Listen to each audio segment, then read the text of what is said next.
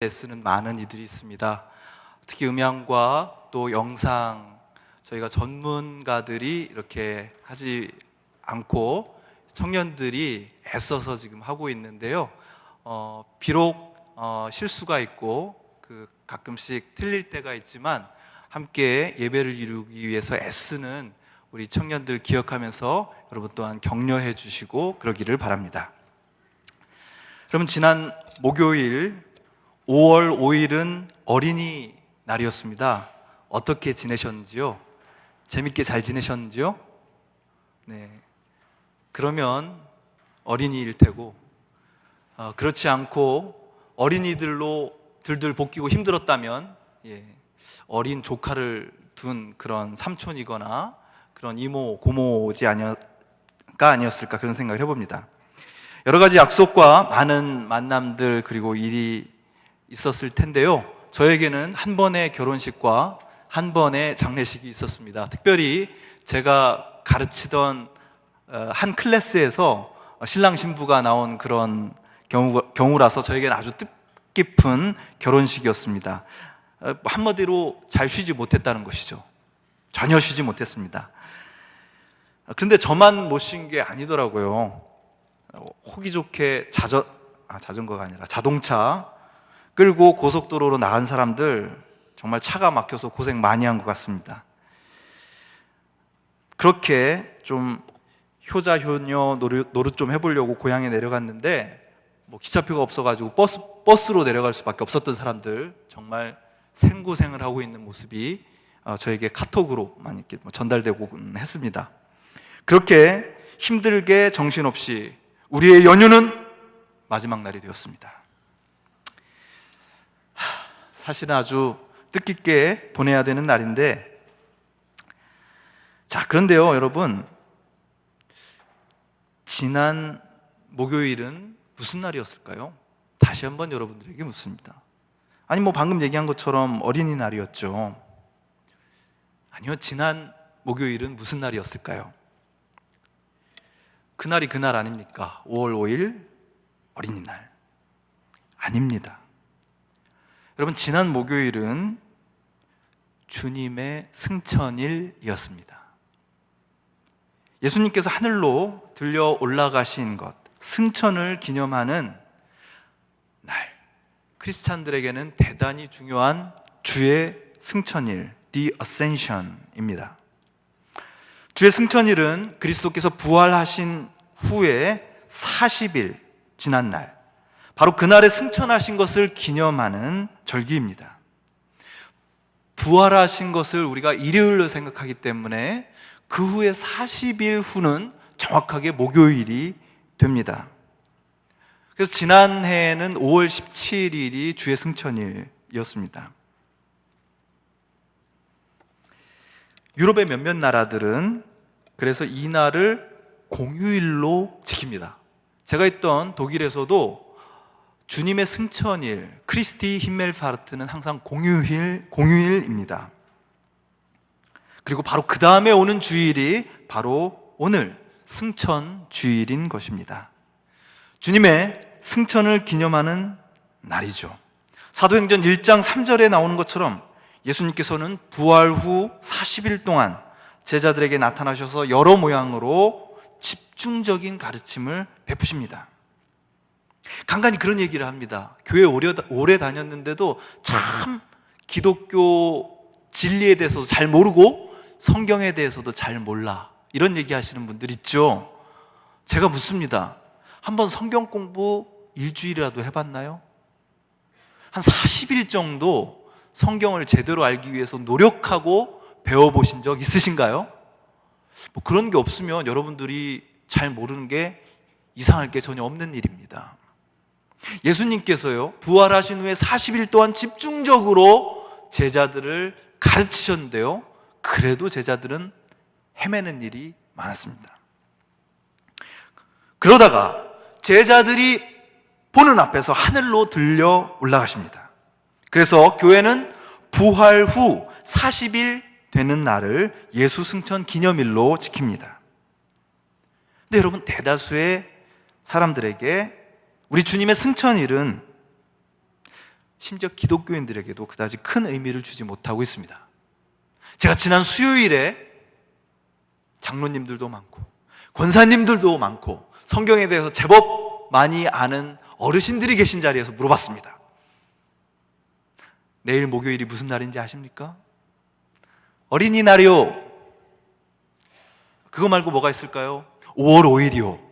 뭐 이런 해맑은 대답을 해주시더라고요. 그리고 저희 교회 영유아부 전도사님이 결혼하셨기 때문에 뭐 아무개 전도사 결혼식이요, 뭐 이런 얘기를 하셨습니다. 단 한 명도 목요일이 주님의 승천을 기념하는 날이라는 사실을 몰랐습니다. 우리의 적나라한 주소죠. 우리는 감히 예수님께서 살고 고난당하시고 그리고 부활하시고 승천하신 그 시간의 리듬에 맞춰 사는 크리스찬이라고 말하지만 사실은 관심이 없는 것들이 상당히 많이 있습니다.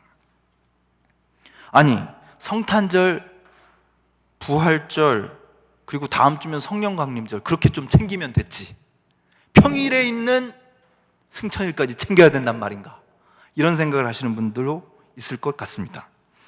게다가요, 승천이라는 말이 주는 황당함도 우리의 망각에 한 역할을 합니다. 아니, 예수님이 저 허공을 날아서 우주 어딘가로 가셨다는 말인가? 과연 우리가 믿는 승천은 그런 승천인가?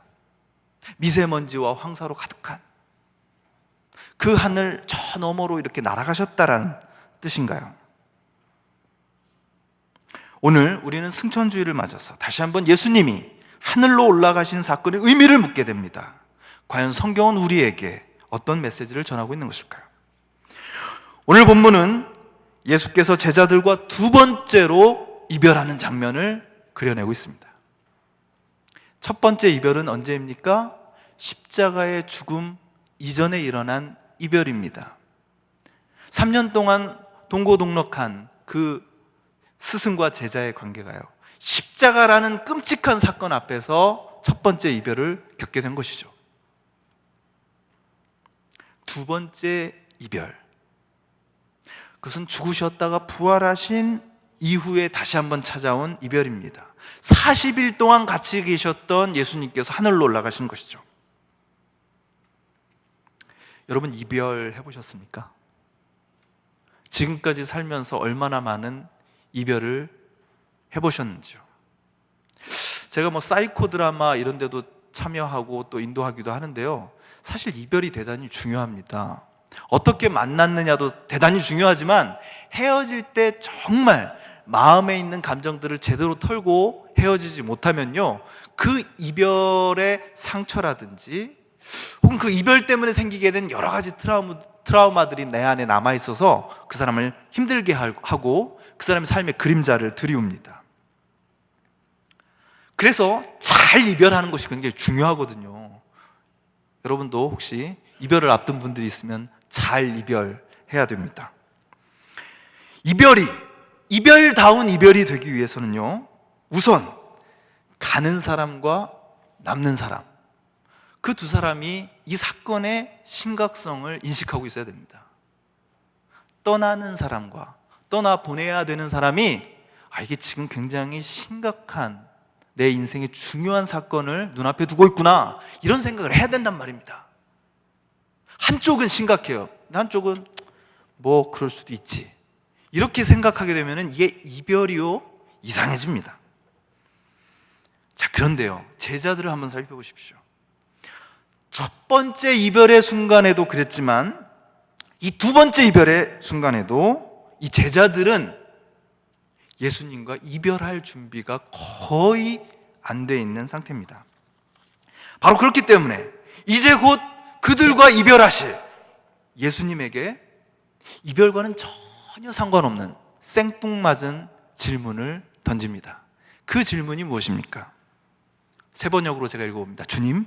주님께서 이스라엘에게 나라를 되찾아 주실 때가 바로 지금입니까? 라고 묻고 있는 것입니다. 지금 우리들에게는 제자들의 이 질문이 너무나 세속적인 질문으로 들립니다. 하지만 제자들에게 이스라엘의 회복은요, 그 어떤 것보다도 간절한 소망이었습니다. 하나님께서 이스라엘을 회복하신 다음에는 모든 열방이 선민인 이 이스라엘에게로 몰려오고 이스라엘을 축복하고 이스라엘의 지배를 받는 세상이 열리게 된다. 그렇게 생각을 했던 것입니다. 여러분, 오늘 우리는요, 제자들의 이 질문보다도 훨씬 더 개인적이고 훨씬 더 사소한 이유로 예수님을 믿긴 합니다. 예를 들어서 나 자신의 구원, 나의 죄의 용서, 내 삶의 의미, 내가 죽은 다음에 영원한 생명을 얻게 되는 것 등등이 우리로 하여금 예수님을 믿게 되는 동기가 됩니다. 그러나 그 당시 이스라엘 사람들에게는요, 적어도 이런 사소하고 개인적인 것이 중요하지 않았습니다. 그들에게는 이스라엘이 로마의 압제에서 풀려나서 자유의 나라가 되는 것이 최대의 소원이었습니다. 제자들은 부활하신 예수님이야말로 그런 나라를 실현해 줄 수 있는 유일한 분이라고 생각했습니다. 그분만이 그렇게 해주실 수 있다고 믿었던 것이죠. 바로 그렇기 때문에 제자들은 이렇게 묻습니다. 그때가 지금입니까? 제자들은요, 예수님께서 이스라엘을 회복시켜주는 것을 의심하지 않았습니다. 다만 궁금한 것은 그때가 지금입니까? 였습니다. 제자들의 마음은 들떠있습니다. 여러분, 여러분의 꿈이, 나의 꿈이 어떤 전능한 힘에 의해서 실현된다고 한번 생각해 보십시오. 누구라도 들뜨지 않을까요? 겉으로 드러내놓고 말은 못하지만 우리 안에는 우리만의 간절한 소망이 있습니다. 그걸 한번 여러분 잘 생각해 보세요. 내 안에 어떤 소망이 있는가? 그 소망은요, 우리의 삶의 의미와 밀접한 관련이 있습니다.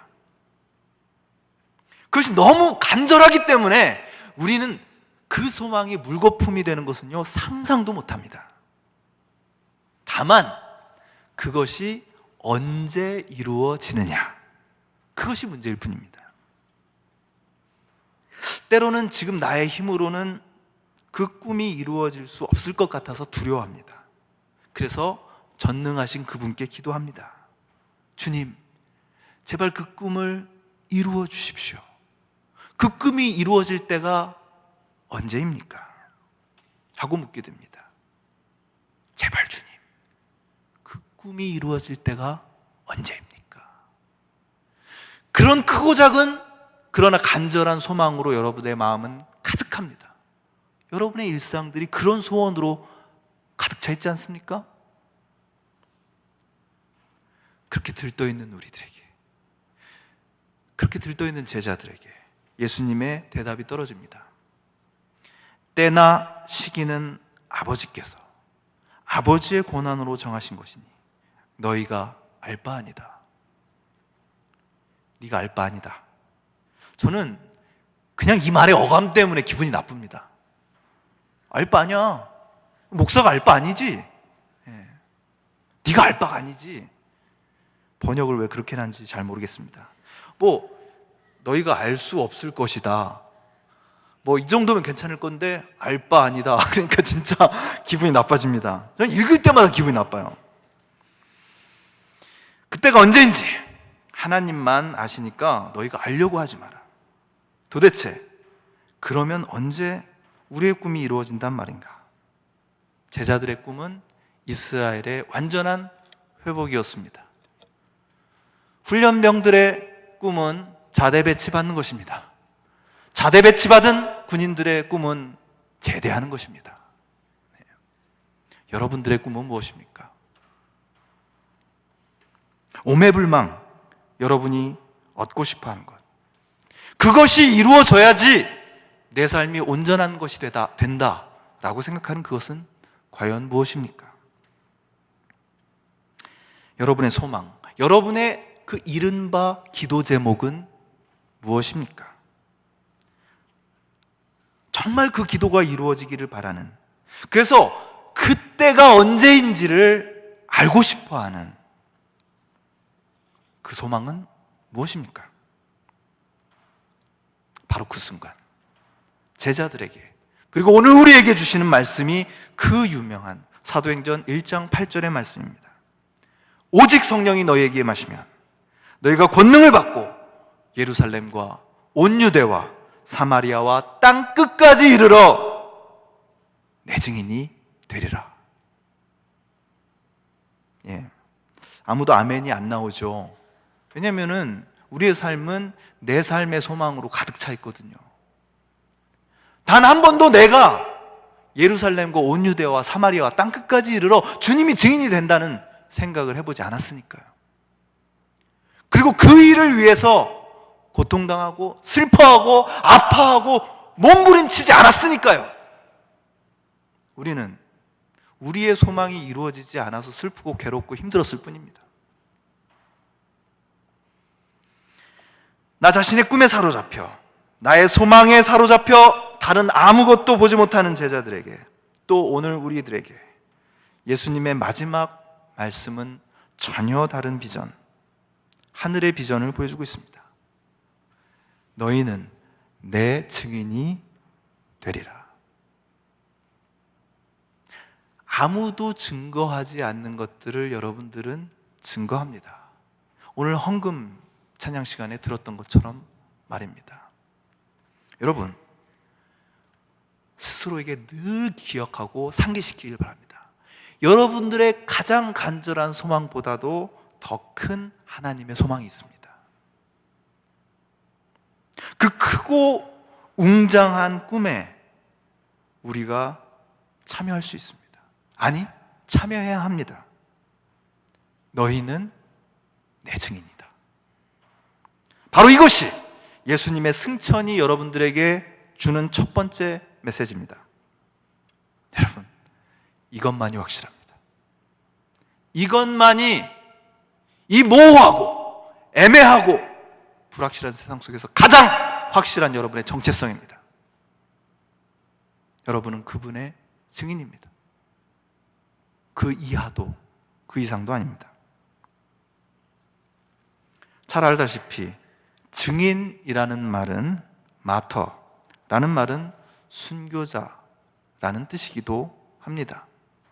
자기의 생명을 다 걸고 전하는 사람입니다. 바로 이런 의미에서 여러분이 증인이 된다는 것입니다. 선서, 나는 예수님을 알고 여러분들도 알았으면 좋겠습니다. 내 직장에 이런 사람이 있는데 당신도 예수님을 알았으면 좋겠습니다가 아니라 내 삶을 걸고 나의 모든 것을 걸고 그 사람에게 예수 그리스도가 어떤 분인지를 증언하는 사람이 바로 여러분이라는 사실입니다. 이것이 하나님의 꿈입니다. 이런 잘못 안내, 집에 내려갈 걸. 맞습니다, 여러분. 만일 여러분이 여러분의 출세와 여러분의 행복과 여러분의 사랑을 찾아서 편안하게 여기 앉아 있는 것이라면 이런 잘못 안내, 이 말이 맞습니다. 그러나 만일 여러분이 예수님을 바라보고 이 자리에 앉아 있다면 예수님이 바라시는 것은, 예수님께서 여러분을 보시며 바라시는 단 한 가지는 여러분이 생명을 걸고 예수님의 증인이 되는 겁니다. 여러분, 잠이 옵니까? 예수님이 그걸 여러분에게 요구하고 계시는 겁니다. 더 잔잔하게 한번 얘기를 해보겠습니다. 여러분을 보시면서 예수님께서 원하시는 단 한 가지는 여러분이 취업 전선에서 혹은 지옥 같은 직장에서 살아남는 것이 아닙니다. 너희는 내 증인이 되리라. 이것이 여러분의 정체성이 되지 않는 한 여러분은 평생 흔들릴 것입니다.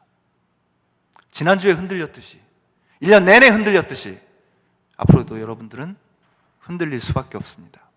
왜요? 여러분, 세상 사람들처럼 그렇게 경쟁하고 이기려고 아둥바둥도 못하지 않습니까? 한쪽 다리 다 교회에 걸치고, 어쩔 땐 찔리기도 하고, 어쩔 땐 위로가 되는 주님의 말씀 듣고 있지 않습니까? 근데 그 주님이 여러분에게 원하시는 게 증인이 되는 삶인데, 여러분 직장이 좀 편해진다고, 좀 연봉 두둑한 직장에 들어가게 된다고 여러분의 삶이 요동치 않을 것 같습니까? 좋은 배우자 만난다고, 신앙 좋은 배우자 만난다고 해서 여러분의 삶이 든든해질 것 같습니까? 천만의 말씀, 만만의 공덕입니다. 결코 그렇게 되지 않습니다. 너희는 나의 증인이다. 이것이 여러분의 정체성이 되지 않는 여러분 항상 흔들릴 것입니다. 투정하지 마십시오. 그분의 증인이 되어 살지 않으면서 왜 이렇게 내 삶이 힘들까? 투정하지 마십시오. 그럴 수밖에 없습니다. 여러분이 증인이 되는 삶이 확고하지 않다면 다행히 여러분이 원하는 직장, 여러분이 원하는 배우자, 여러분이 원하는 라이프 스타일을 살아간다고 해도 그것은 여러분의 your life일 뿐 생명이 아닙니다. 그것은 하나님의 비전이 아닙니다. 다행히 여러분들이 그것을 얻는다 해도 그것은 하나님이 주신 것이 아니라 우연히 그렇게 된 겁니다. 휴, 좋다. 그럼 증인이 되겠습니다. 어디로 갈까요? 예루살렘과 온 유대와 사마리아와 땅끝이다. 예루살렘은 위험해서 조금 곤란한데 땅끝까지, 이것은 멀고 먼 나라로 가서 해외 선교하라는 것이다. 그렇지, 캄보디아. 네, 선교 동영상 아직 6명밖에 신청하지 않았는데 딱 절묘한 타이밍 아닙니까? 여러분 해외 선교에 지원하십시오. 대단하지 않습니까? 이런 걸 생각해내고. 여러분 결코 그렇지 않습니다. 이 말씀은요, 단지 해외 선교를 명령하는 말씀으로 축소되어서는 결코 안 됩니다. 대다수의 교회들이 그렇게 하고 있다고 해도 말입니다. 여러분 갈릴리 출신의, 시골 출신의 제자들에게 예루살렘과 유대와 사마리아는요 단순히 외국을 가르치는 말이 아닙니다. 해외 선교하라는 말이 아닙니다. 그래서 마지막 종족까지 예수님에 대한 소식을 들어야지 그때 휴거가 일어나고 뭐 기타 등등 그런 말이 아닙니다. 땅끝, 이 세상 누구도 가보지 못한 가장 먼 오지를 뜻하는 말이 아닙니다. 사도행전의 마지막 부분에 소개되고 있지만 그것은 로마를 의미하는 말이기도 했습니다. 또한 지리적인 거리와는 상관없이 이스라엘 사람들이 생각하는 모든 이방 세계를 뜻하는 말이기도 했습니다. 바로 그렇기 때문에 예루살렘과 온 유대와 사마리아와 땅끝까지 이르러 나의 증인이 되라는 말은 무슨 뜻입니까? 여러분 변방인 갈릴리와 수도인 예루살렘 사이에는 엄청난 갈등이 있었습니다. 시골 변방을 뜯어먹고 사는 도시 예루살렘이었기 때문입니다. 지금도 변두리와 도시 사이에는 갈등이 있습니다. 많은 곡창 지역들이 일제시대 그리고 지금도 열심히 농사해서 거둔 것을 헐값에 도시에 넘기고 있습니다. 그 옛날 갈릴리와 예루살렘 사이에는 엄청난 경제적, 사회적 갈등이 있었습니다. 그런가 하면 온 유대와 사마리아 사이에는 무엇이 있습니까? 남유다, 북이스라엘로 갈라져 있던 거기에는 무엇이 있었습니까? 남한과 북한 사이에는 지금 무엇이 있습니까? 거기에는 정치적, 문화적, 종교적 갈등과 반목과 적대 관계가 있었습니다.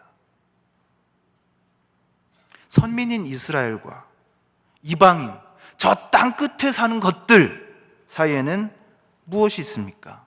정치적, 종교적 대립이 있습니다. 오늘날까지도 여러분들은 이스라엘 가면 순식간에 개가 될 수 있습니다. 왜요? 이스라엘 사람들은 여러분들을 인간으로 보지 않기 때문입니다. 이방인이에요. 퀴리온. 여러분들은 강아지 취급을 받습니다. 그 말 기억 안 나세요? 자녀들에게 주어야 할 떡을 개들에게 던져줄 수 없다. 그럼 우리가 개입니다. 이스라엘과 이방인 사이에 이 엄청난 대립과 갈등과 편견이 있습니다. 바로 이런 상황에서 갈릴리 사람들, 갈릴리 제자들에게 예수님께서 명령하십니다. 너희는 예루살렘과 온 유대와 사마리아와 땅끝까지 이르러 내 증인이 되라. 무슨 말입니까? 변방과 중심, 온갖 편견과 대립, 갈등과 분열의 영으로 찢겨져 있는 저곳으로 가라. 거기를 피하려고 하지 마라. 너만 편하고 너만 행복한 삶 포기해라. 예루살렘과 온 유대와 사마리아와 땅끝, 거기가 아닌 다른 곳에서 찾을 수 있는 너만의 행복, 너만의 아니라고 샤방샤방한 삶, 그거 포기해라. 그런 거 없다. 저 팽팽한 대립과 적개심으로 죽어가는 사람들을 향해 가라. 가서 나의 증인이 되라. 너의 사사로운 꿈을 헐어버리고 사람들 사이에서 미친 듯이 몰아치는 고립과 냉소와 세대 간의 갈등과 지역 간의 갈등과 이념 간의 갈등이 있는 바로 그곳으로 가라. 노사 간의 갈등과 흑수저와 금수저 사이의 갈등과 대립이 팽팽하게 전개되는 바로 그곳, 너의 일상으로 들어가라. 가서 고립과 냉소와 경쟁의 벽을 깨뜨리는 나의 증인이 되라. 너희는 나의 증인이다. 너희는 이 세상에 속한 자들이 아니다. 여러분, 이 정체성을 잃어버리면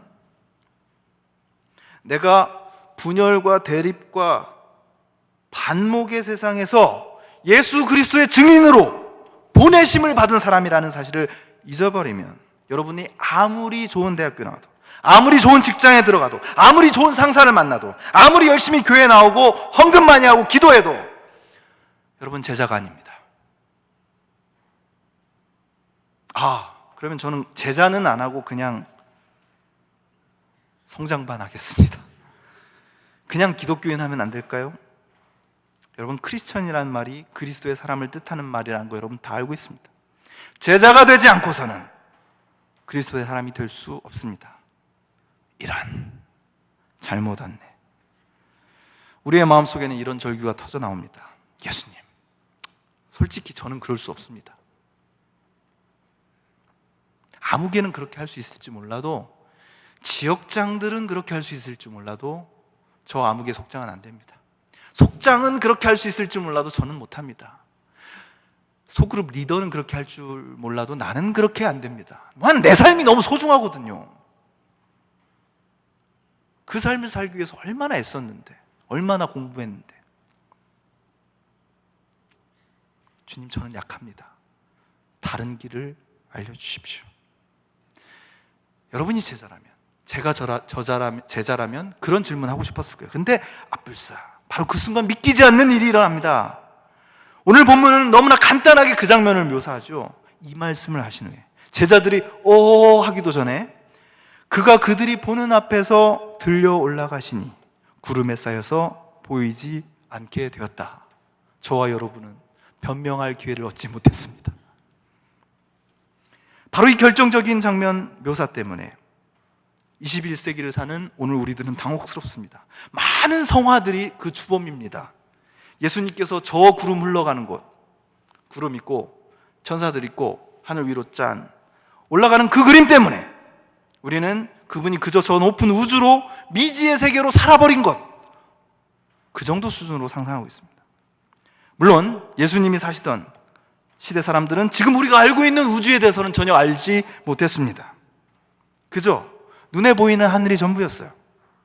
반구 모양으로 이루어진 세상 너머에는 그저 순수한 정신의 세계가 있다 정도로만 이해했습니다. 그러나 여러분, 성경이 얘기하는 하늘은 우리의 눈에 보이는 스카이가 아닌 다른 세계를 의미합니다. 성경에서 하늘은 하나님의 공간입니다. 우리의 공간은 땅입니다. 하늘은 어떤 지리적인 공간이나 장소가 아닙니다. 하나님이 임재하시는 곳입니다. 바로 그렇기 때문에 저명한 신학자인 게라르트 에벨링이 아주 이 진리를 절묘하게 표현했습니다. 잘 들어보십시오. 하늘에 하나님이 계시는 것이 아니라 하나님이 계시는 곳이 하늘이다. 여러분, 이 고백이 오늘 저와 여러분의 고백이 되기를 간절히 바랍니다. 따라서 예수님께서 하늘로 올라가셨다는 말은 우리가 알지 못하는 우주의 어떤 공간으로 예수의 존재가 옮겨졌다는 뜻이 아닙니다. 온 세상을, 바로 이 자리를 하늘로 만드실 수 있는 하나님의 거룩한 임재, 예수님이 바로 그 하나님의 임재와 하나가 되셨다는 뜻입니다. 그래서 우리는 이렇게 말할 수 있습니다. 이제는 예수님이 계시는 곳이 하늘이다.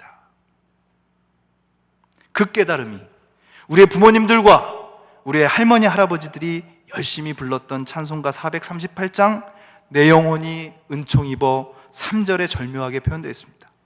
높은 산이 거친 들이 초막이나 궁궐이나 내 주 예수 모신 곳이 그 어디나 하늘나라. 우리가 뻔히 눈으로 보고 살아가는 세계는요, 저 하늘도 땅입니다.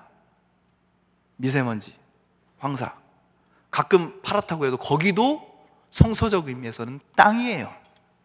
인간의 욕망과 여러분의 자랑과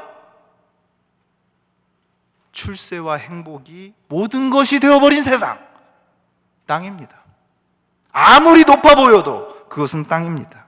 바로 그렇기 때문에 예수님은 언제나 이곳에 오면, 땅에 오시면 죽임을 당하십니다. 하늘이 아니니까요.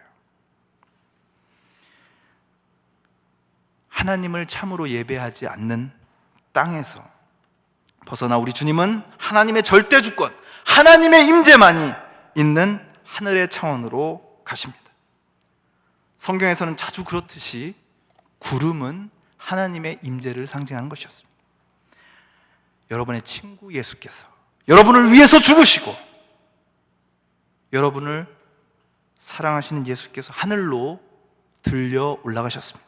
바로 그렇기 때문에 여러분이 극한 고통 속에서 예수님 하고 진심으로 부를 때 그분이 옆에 계시기 때문에, 성령으로 임재하시기 때문에 바로 여러분이 있는 곳이 하늘이 되는 것입니다. 저 하늘에 하나님이 계시는 것이 아니라 여러분 옆에 예수님이 계실 때, 여러분 안에 예수님이 계실 때 그것은 하늘이 됩니다. 여러분이 가장 고통스럽고 절망스럽고 아파서 신음하는 그곳에서 이렇게 부릅니다. 예수님. 아파요. 바로 그곳이 여러분의 하늘입니다. 우리는 이 세상이 알지 못하는 바로 그 하늘에 대한 그리움을 안고서 사는 사람입니다. 그 그리움으로 이 자리에 있고 그 그리움으로 저 거친 세상을 향해 나가려고 합니다. 뻔히 힘든 줄 알면서, 뻔히 아플 줄 알면서도 세상을 향해, 나의 예루살렘과 나의 사마리아와 나의 땅끝을 향해 나아가려고 합니다. 바로 그것이 여러분이 이곳에서 예배하는 이유입니다.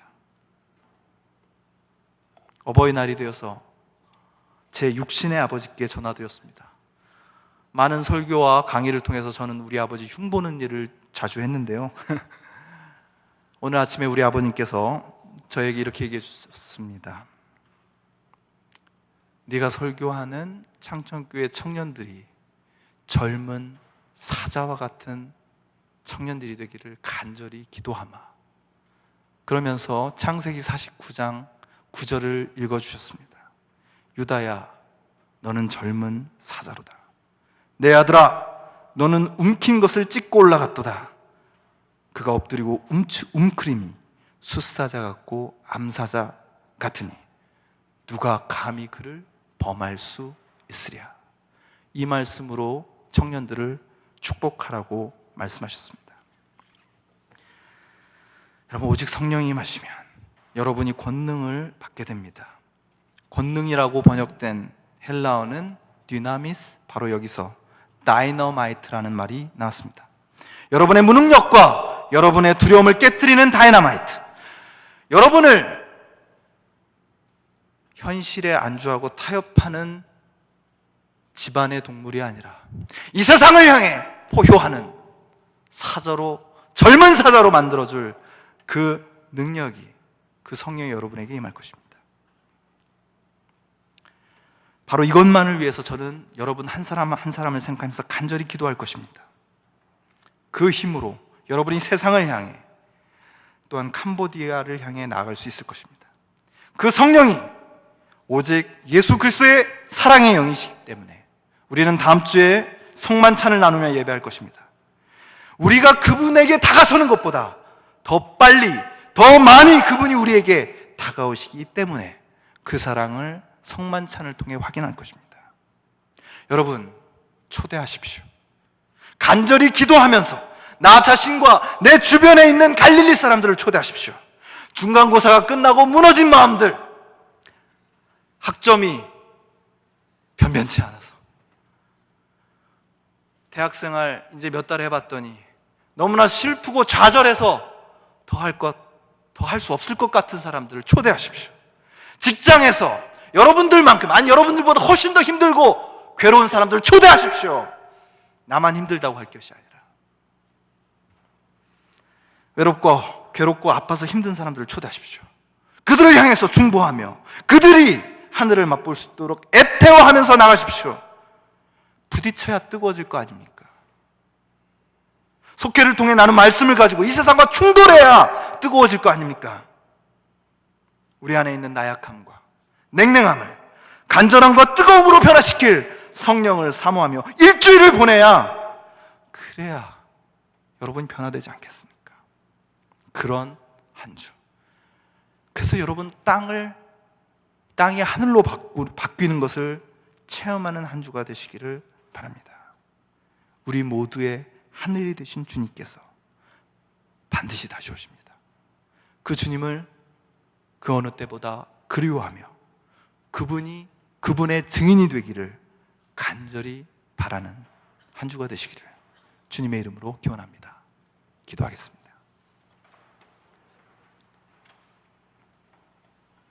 존귀하신 주님, 오늘 이 자리에 모인 젊은 예배자들을 축복하며 기도합니다. 주님, 이들이 이 세상과 타협하는 나약하고 소심한 이들이 되지 아니하고 젊은 사자와 같이 이 세상의 불의에 포효하면서 그 누구도 범하지 못하는 하늘의 권능을 힘입은 사람들이 되게 하여 주시옵소서. 그런 우리가 되기 위하여서 하늘이 되시고 우리가 주님께 부르짖을 때마다 우리의 곁에 다가와 하늘이 되어주시는 예수 그리스도의 능력을 힘입는 우리가 되게 하여 주시옵소서. 우리를 사랑하셔서 죽으시고 부활하시고 승천하셔서 하늘 우편에 계셔서 우리를 위하여서 중보하시는 우리 주 예수 그리스도의 이름으로 간절히 기도드리옵나이다. 아멘. 자리에서 일어나서 함께 결단에 찬양하시겠습니다.